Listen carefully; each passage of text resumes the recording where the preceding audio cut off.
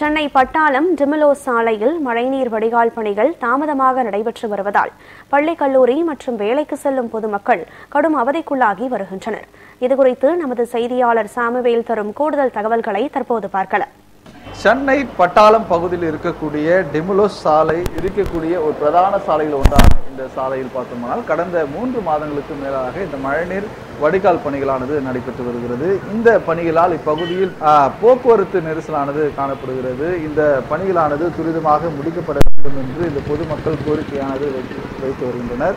குறிப்பாக பருவமழையானது துவங்க இருக்கக்கூடிய இந்த நிலையில் மழைக்காலங்களில் தேங்கி பொதுமக்களுக்கு அதாவது அவர்கள் பொருட்களை சேதப்படுத்தக்கூடிய அளவில் வீட்டுக்குள்ளே தண்ணீர் செல்லும் எனவும் பொதுமக்கள் தெரிவித்திருந்த நிலையில் தற்போது இந்த மழைநீர் வடிகால் பணிகளானது தாமதமாக நடைபெற்று வருவதாகவும் ஒரு குற்றச்சாட்டானது எழுந்து வருகிறது. விரைந்து மாநகராட்சி அதிகாரிகள் துரிதமாக முடித்து தரப்பட வேண்டும் என்றும் அவர்கள் கோரிக்கை வைப்பது மட்டுமல்லாமல் செல்லக்கூடிய மாணவ மாணவிகள் இந்த வழியாகத்தான் அதாவது பள்ளி கல்லூரிக்கு செல்லக்கூடிய நிலையானது ஏற்படுகிறது.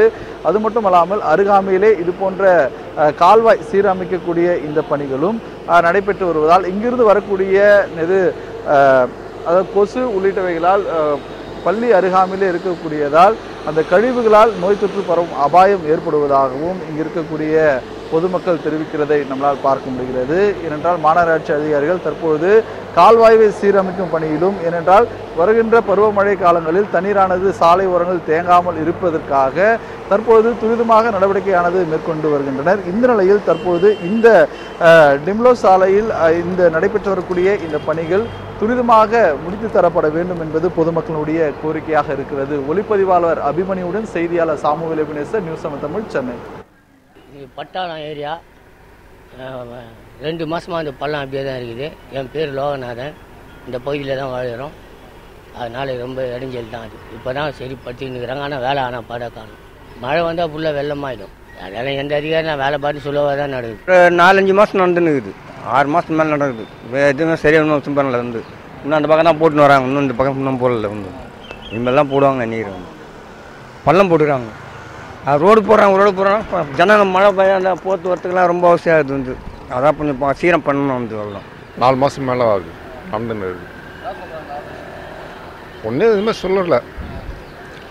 இன்னும் போக்குவரத்து தான் கொஞ்சம் கஷ்டமாக இருக்குது. எல்லாம் சுற்றின்னு தான் வராங்க. அண்ணாண்ட பக்கம் போகிறாங்க. இன்னும் ஒரு 1/2 கிலோமீட்டர் நடந்து போகிறாங்க. மழை வந்தால் தண்ணி நிற்கிற இடம் இங்கே தூர்வாரம் வந்துக்கிறோம். தூர்வாரம் ரோபோட்டிக் மிஷின் கால்வாய் தூர்வாரம். எங்கள் மிஷின் வந்து ஒரு 4 days ஆகுது.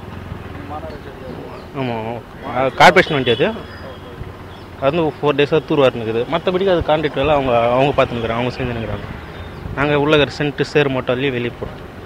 ஓகே, மழைக்கு முன்னெச்சரிக்கையாக எல்லாம் சேஃப்டி பண்ணுறதுக்காக மழைநீர் தெளிவாக போகிறதுக்காக உள்ளகிற சேர்லாம் அள்ளி வெளியே போட்டு அது லாரி மூலமாக தூக்கி வெளியே பெருங்குடியில் போட்டு இப்போ வேலை முடிஞ்சிச்சு.